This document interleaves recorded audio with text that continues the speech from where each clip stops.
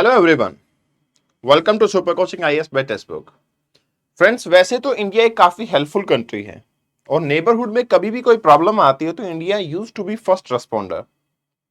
आज हम बात करने वाले हैं श्रीलंका के डेब्ट क्राइसिस के बारे में, श्रीलंका की इकोनॉमिक क्राइसिस के बारे में और क्यों श्रीलंका के इकोनॉमिक क्राइसिस का सॉल्यूशन इंडिया के लिए एक प्रॉब्लम बनता जा रहा है। इसके ऊपर आज हम फोकस करेंगे। ये सेशन आपका 3 पार्ट में डिवाइडेड होगा।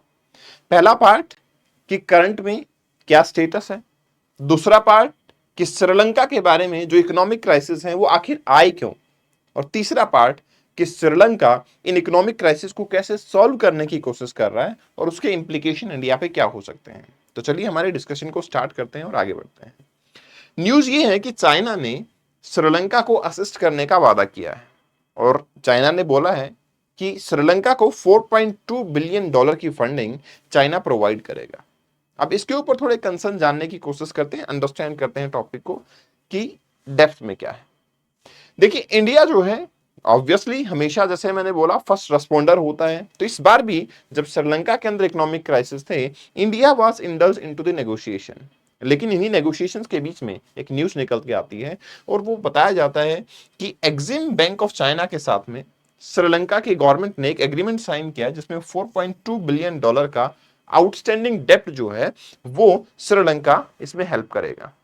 अब ये जो न्यूज है इसकी बहुत ज्यादा डिटेल कि एग्रीमेंट में एक्चुअली क्या होगा, किस तरीके से एग्रीमेंट होगा, कैसे रीपे करना है, ये सब डिटेल तो अभी अवेलेबल नहीं है, बट स्टिल इसके इंप्लीकेशंस को हम बड़ी आसानी से समझ सकते हैं। अब प्रॉब्लम ये है कि आपको पता है श्रीलंका हमारे काफी नजदीक नेबरहुड स्टेट है और इंडियन ओशन का स्टेट है, और चाइना जिस तरीके से डेप्ट ट्रैप में किसी कंट्री को फंसाता है वो हम सबको पता है। आज से 2 साल पहले हम्बनतोता पोर्ट की अगर हम बात करें, जो कि श्रीलंका के अंदर है और चाइना ने उसको फंड किया था, क्योंकि वो कंपनी रिफंड नहीं कर पाई तो उन्होंने 100 ईयर्स के लिए उसको लीज पे ले लिया। तो ये एक प्रेजेंस जो अपनी बनाना, इस तरीके से बनाना, वो काफी गलत हो जाता है इन जियोपॉलिटिक्स, और इंडिया के इंटरेस्ट इसमें काफी हद तक हैम्पर होते हैं। इसको थोड़ा डिटेल में समझने की कोशिश करते हैं कि आखिर इंडिया ने कैसे हेल्प करने की कोशिश की थी। देखिए, इंडिया की जब हम बात करते हैं तो इंडिया अपने डेप्ट को नेगोशिएट कर रहा था श्रीलंका के साथ में। इंडिया ने काफी सारा पैसा श्रीलंका को दिया हुआ है, इकोनॉमिक क्राइसिस के दौरान उनकी काफी मदद भी की है, बट चाइना हेल्प में सबसे बिगेस्ट कंट्रीब्यूटर है। अगर मैं श्रीलंका की स्पेसिफिकली बात करूं तो श्रीलंका पे $42 बिलियन का डेप्ट देखने को मिल रहा था 2022 में, जिसमें से $7 बिलियन जो है that was contributed by China itself. अब सवाल यह है कि इस डील के पीछे फिर क्या इंडल्स है, चाइना का क्या इंटरेस्ट है और श्रीलंका के ऊपर इसके कॉन्सिक्वेंस क्या हो सकते हैं। लेकिन इस चीज को थोड़ा डिटेल में समझने के लिए हमें अपने टॉपिक का सेकंड पार्ट, जो कि श्रीलंका की ये कंडीशन किस तरीके से पहुंची, उसको समझना पड़ेगा। देखिए, श्रीलंका की अगर हम बात करते हैं तो अप्रैल 2022 श्रीलंका ने डिक्लेयर किया कि जो भी इनके ऊपर डेप्ट है हम उसको रिपे नहीं कर पाएंगे। मतलब ये हुआ कि we are going to be bankrupt. और फिर उसी मंथ श्रीलंका ने आईएमएफ को अप्रोच किया। आईएमएफ, इंटरनेशनल मॉनेटरी फंड, जो कि हर कंट्री को कुछ बेल आउट पैकेज प्रोवाइड करता है जब वो इकोनॉमिक क्राइसिस में होती है। आपने काफी बार इसका नाम सुना होगा पाकिस्तान के केस में। पाकिस्तान एक ऐसा गया बीता स्टेट है जिसकी हेल्प आईएमएफ कभी करना नहीं चाहता है, क्योंकि पाकिस्तान की आईएमएफ हेल्प करता है उसके ऊपर कुछ कंडीशंस भी होती हैं जिसको पाकिस्तान कभी नहीं मानता। बट यस, श्रीलंका ने बोला कि हम कंडीशंस को मानेंगे भी। तो ये जो इकोनॉमिक क्राइसिस थे ये क्यों आ गए, उसका सबसे बड़ा कारण था जो श्रीलंका की गवर्नमेंट है, उन्होंने इलेक्शन कैंपेन में ये अनाउंस किया कि वहां पे हैवी टैक्स कट होगा अगर एक पर्टिकुलर गवर्नमेंट, एक पर्टिकुलर पार्टी विजेता घोषित होती है। और ऐसा ही हुआ, एक हेफ्टी टैक्स कट देखने को मिला जिससे कि गवर्नमेंट का रेवेन्यू एकदम से गिर गया। उसी दौरान कोविड-19 की महामारी देखने को मिलती है। अब कोविड-19 पेंडेमिक की वजह से काफी सारा जो एक्सपोर्ट था वो भी खत्म हो गया, टूरिज्म का जो प्रोस्पेक्टिव था वो भी खत्म हो गया, एंड फाइनली जो रशिया यूक्रेन वॉर हुआ उसकी वजह से इकोनॉमिक क्राइसिस में श्रीलंका पहले से था और फर्दर सिचुएशन डेटोरेट हो गई। कारण बहुत सिंपल था, क्योंकि उसकी वजह से फ्यूल के प्राइसेस बढ़े और फ्यूल शॉर्टेज की वजह से काफी कॉम्प्लिकेशंस बढ़ गए। और कुछ डिसीजन मेकर्स जो श्रीलंका के अंदर थे, जैसे कि 100% अपने आप को एक ऑर्गेनिक स्टेट डिक्लेयर कर देना, जिसकी वजह से फर्दर सिचुएशन ये हुई कि फूड क्राइसिस आ जाते हैं और श्रीलंका के लोग सड़कों पे उतर जाते हैं। तो ये तो कुछ कारण थे जिसकी वजह से श्रीलंका की ऐसी हालत हुई है। अब सवाल ये है कि श्रीलंका ने इस सिचुएशन को, जो इकोनॉमिक क्राइसिस को डील करने के लिए कैसे सोल्यूशन निकालने की कोशिश की। ऑब्वियस सी बात है, अगर प्रॉब्लम आई है तो उसका सोल्यूशन कुछ ना कुछ होगा। श्रीलंका का एक्शन ये था कि देखिए कुछ कुछ कंट्री ऐसे हैं जैसे जापान है, चाइना है, इंडिया है, उनसे काफी ज्यादा डेप्ट श्रीलंका ने ले रखा था, तो इनसे रीनेगोशिएट किया जाए।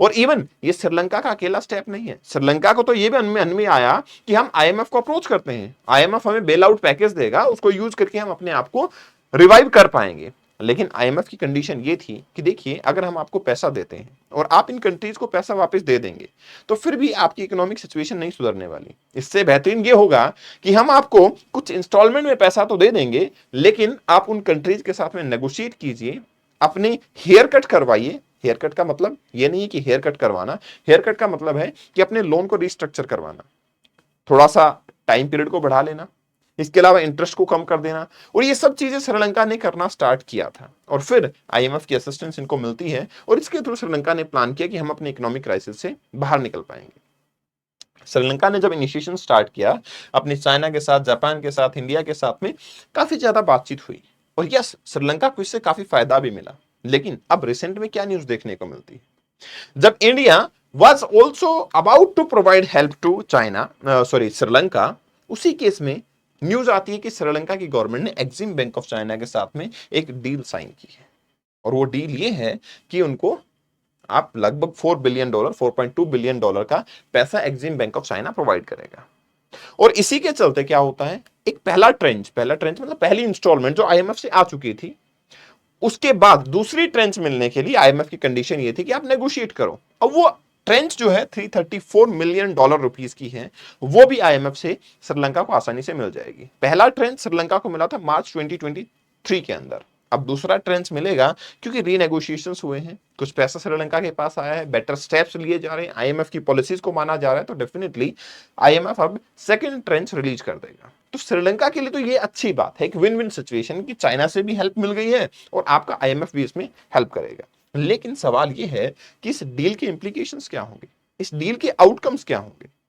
देखिए चाइना की असिस्टेंस जो श्रीलंका को है वो एक तरीके से हम देख सकते हैं कि यस एक डीपर टाइज की फॉर्म में देखी जा सकती है, दोनों कंट्रीज के बीच में डीप टाइज देखने को मिलेंगे। श्रीलंका इन्फ्लुएंस होगा चाइना की इकोनॉमिक पॉलिसीज की वजह से, मतलब चाइना का इकोनॉमिक इन्फ्लुएंस श्रीलंका के ऊपर भी देखने को मिलेगा। और yes it is a matter of concern for India, क्योंकि चाइना की प्रेजेंस इंडियन ओशन रीजन के अंदर या हमारे इतना क्लोज जो नेबरिंग नेशन है उसके अंदर, वो हमारे लिए बिल्कुल भी बेनिफिशियल नहीं है। इवन जो इंफ्रास्ट्रक्चर प्रोजेक्ट, जो पोर्ट डेवलपमेंट चाइना करता आया है यहाँ पे, वो काफी क्रिटिकल होती है इंडिया के लिए।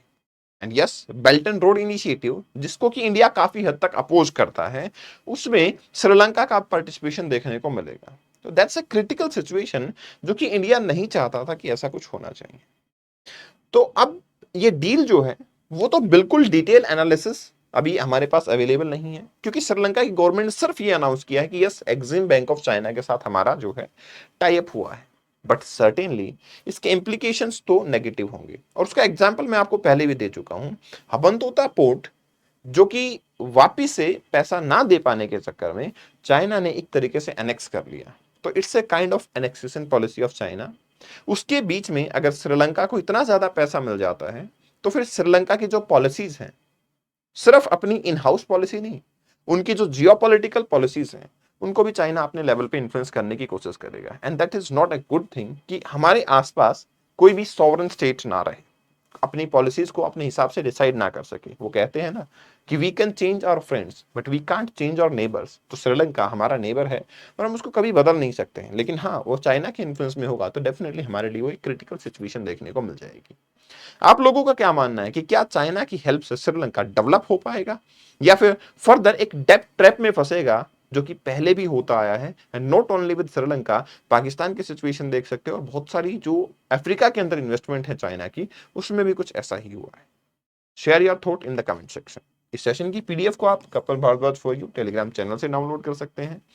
And if you want to talk to me तो आप मुझे यहाँ पे डीएम कर सकते हैं। All the very best. Thank you, take care.